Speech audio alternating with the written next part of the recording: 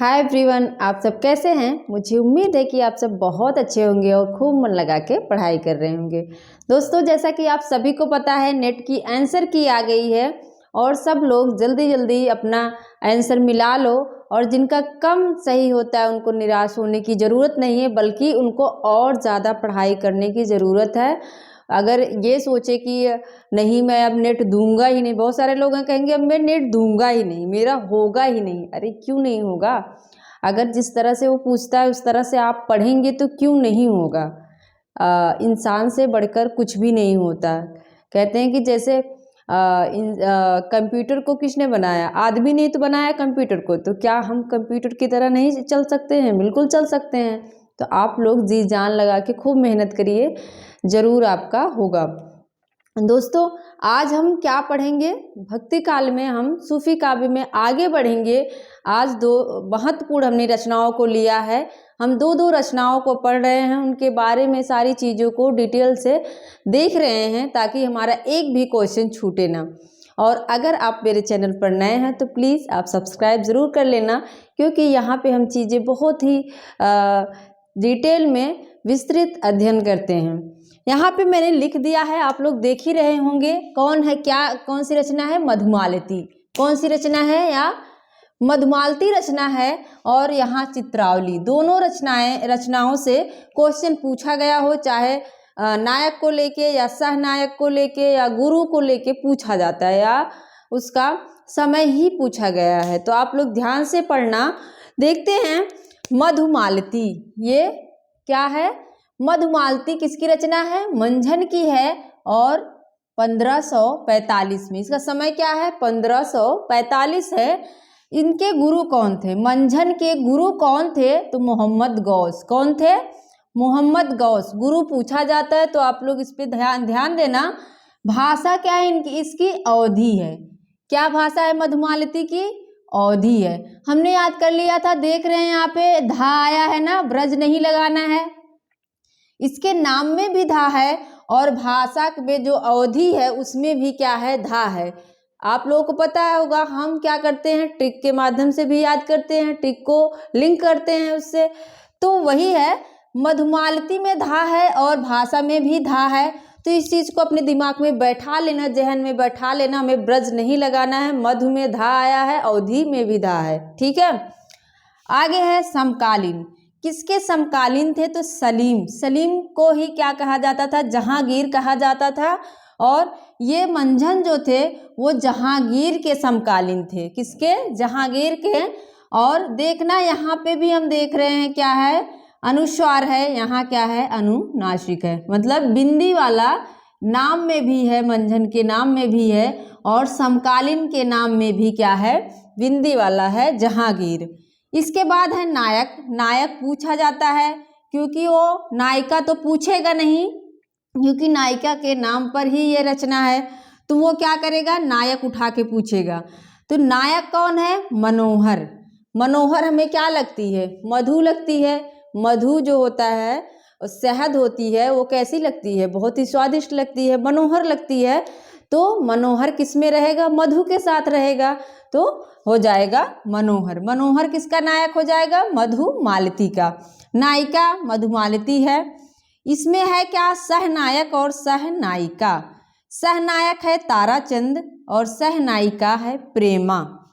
ताराचंद्र और प्रेमा ये क्या है? सहनायक हैं। हमने मृगावती में देखा था कि कुतुबन की जो मृगावती है उसमें क्या था? सहनायिका थी, नायक वहाँ पे नहीं था। तो अगर क्वेश्चन पूछे कि सहनायक और सहनायिका की शुरुआत किस ग्रंथ से हुई, किस सूफी ग्रंथ से हुई, तो वो होती है मधुमालती से। हमने यहाँ लिखा भी है, सहनायक और सहनायिका की शुरुआत किससे होती है? मधुमालती से होती है। ये चीज़ आप लोग याद रखना। और इसमें क्या है? छंद क्या है? दोहा चौपाई। छंद क्या है? दोहा चौपाई है। और वही है 5 अर्धालियों के बाद एक दोहा है। इसमें ज़्यादातर क्या है? अर्धाली मतलब चौपाई। 5 चौपाई के बाद एक दोहा है। लेकिन चित्रावली और पद्मावत जो है, एक और अभी ज्ञानदीप शायद है, मैं आप लोगों को बताऊंगी। चित्रावली पद्मावत में क्या है, 7 चौपाइयों पर एक दोहा रखा है। लेकिन मधुमालती में क्या है, 5 चौपाई पर एक क्या है, दोहा है। क्या है, दोहा है। और इसमें एक चीज देखा जाता है, ये मोस्ट इंपॉर्टेंट है, इस पे ध्यान देना आप लोग, बहुपत्नीवाद का अभाव। क्या है, बहुपत्नीवाद का अभाव, मतलब इसमें सिर्फ मनोहर की एक पत्नी ही रहती है, मधुमालती। एक मिनट। लेकिन हमने मृगावती में देखा था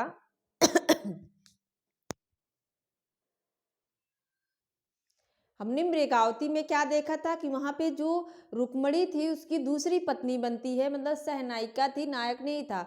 तो वहां पे क्या था, बहुपत्नीवाद था मृगावती में। लेकिन शुरुआत अगर देखा जाए तो सूफी काव्य का प्रथम ग्रंथ कौन सा है जिसमें बहुपत्नीवाद का क्या है, अभाव है, तो कौन सा हो जाएगा, मधुमालती। इसमें क्या है कि जब मनोहर जो है मधुमालती को खोजते हुए जाता है, वहाँ पे उसको प्रेमा मिलती है।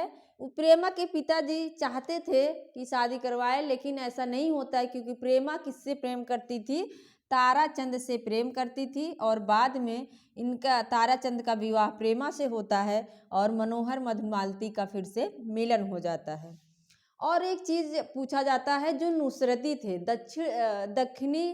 दक्षिण भारत के, जो दक्षिण भारत के नुसरती थे, नुसरती क्या हैं, एक शायर हैं। कौन है, नुसरती एक शायर थे।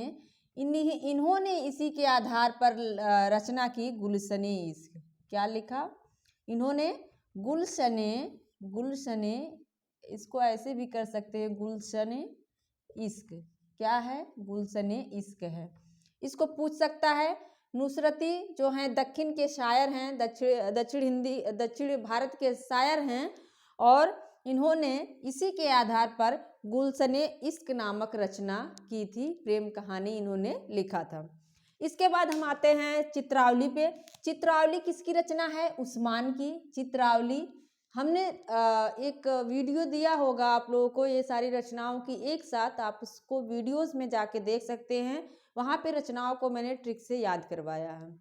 यहाँ भी बता देती हूँ, चित्र हम किसका बनाते हैं, जिसके लिए हमारे दिल में, हमारे मन में सम्मान हो। क्या हो, सम्मान हो, मतलब उस्मान, सम्मान हो, उसका क्या करेंगे, हम चित्र बनाते हैं। तो यहाँ सम्मान हो तो चित्र बनाते हैं, चित्रावली। समय क्या है इसका, 1613। समय क्या है, 1613 है। उस्मान के गुरु कौन है, उस्मान के गुरु कौन थे, तो हाजी बाबा। कौन थे, हाजी बाबा। ये पूछा जाता है, इस पे आप लोग इसको अंडरलाइन कर लेना। पूछा जाता है कि उस्मान के गुरु कौन थे, तो हाजी बाबा थे, जो निजामुद्दीन चिश्ती के शिष्य परंपरा में आते हैं। किसमें, निजामुद्दीन चिश्ती के शिष्य परंपरा में आते हैं। अब इसको कैसे याद रखें, यहाँ तो मोहम्मद गौस है, इसको कैसे याद रखें, हाजी बाबा। जैसे हम किसका सम्मान किसका करते हैं, हमारे जो बुजुर्ग बाबा लोग होते हैं उसका हम बहुत सम्मान करते, कहते हैं हाजी बाबा। मतलब वो कुछ भी कहते हैं कि पानी लाओ बेटा, हाजी बाबा लाते हैं, खाना लाओ बेटा, हाजी बाबा लाते हैं। तो जिसके लिए, किसके लिए सम्मान रहता है, बाबा के लिए। सम्मान किसके लिए रहता है, बाबा के लिए। तो उस्मान के गुरु कौन हो जाएंगे, हाजी बाबा। इस तरह से आप लोग अपना बैठा लीजिए। फिर कौन है, नायक कौन है, यहाँ पे नायक पूछेगा, क्योंकि नायिका तो पूछेगा नहीं। नायिका कौन है, नायिका मैंने यहाँ पे नहीं लिखा है, नायिका लिखने की जरूरत भी नहीं है, यही हो जाएगी चित्रावली ही। नायिका कौन हो जाएगी, नायिका चित्रावली हो जाएगी। और नायक कौन है, सुजान कुमार। इसको आप लोग नोट कर लेना, सुजान कुमार। जान हम किसे कहते हैं, जान से हम क्या करते हैं, जान के लिए हमारे दिल में सम्मान रहता है ना, जान के लिए भी दिल में सम्मान रहता है, हाजी बाबा के लिए, बाबा के लिए भी सम्मान रहता है। तो जान के लिए हम क्या, सम्मान रहता है ना, और जान का हम क्या करते हैं, चित्र भी बनाते हैं, जान की, अपने जान की, मतलब जान की मतलब जिससे हम प्रेम करते हैं, जिसको जान बहुत लोग बोलते हैं, तो उसकी फोटो खींच के रखते हैं ना। तो वही जानिका क्या करते हैं, चित्र अपने पास रखते हैं, तो सुजान जो है वो नायक हो जाएगा चित्रावली का। और इसमें नेपाल का वर्णन है। ये जो सुजान कुमार है कहाँ का था, वो नेपाल का था। इस चीज को आप लोग याद रखना। सहनायिका कौन है, कमलावती है। सहनायिका कौन है, कमलावती है। ओके, कमलावती। कमल का भी हम लोग क्या करते हैं, चित्र बनाते हैं। कमल का चित्र बनाते हैं ना, तो चित्रावली में ही कौन आएगी, कमलावती आएगी। भाषा इसकी क्या है, अवधी है। भाषा क्या है, अवधी है। अवध का भी चित्र बनाते हैं। अवध के नरेश जो हैं राम का भी चित्र बनाते, अवध का भी चित्र बनाते, तो भाषा क्या हो जाएगी, अवधी हो जाएगी। और इसमें है, मैंने बताया था जायसी के अनुकरण पर, मतलब जायसी की जो रचना है पद्मावत, उसके अनुकरण पर यहाँ 7-7 चौपाई पर एक दोहा है। 7-7 चौपाई पर एक दोहा है। और जैसा कि उस्मान का निवास स्थान क्या है, गाजीपुर है। क्या है, गाजीपुर है। तो इस रचना में गाजीपुर का भी वर्णन वो करते हैं। गाजीपुर का वर्णन किस रचना में है, तो चित्रावली नामक रचना में है। इस बात को आप लोग याद रखना। और अगर आप लोगों को अच्छा लगा हो इस तरह से पढ़ना पढ़ाना, तो प्लीज़ आप शेयर सब्सक्राइब लाइक ज़रूर करें। मेरा पूरा वीडियो देखने के लिए आपका बहुत बहुत धन्यवाद। मिलते हैं नेक्स्ट वीडियो में। Thank you.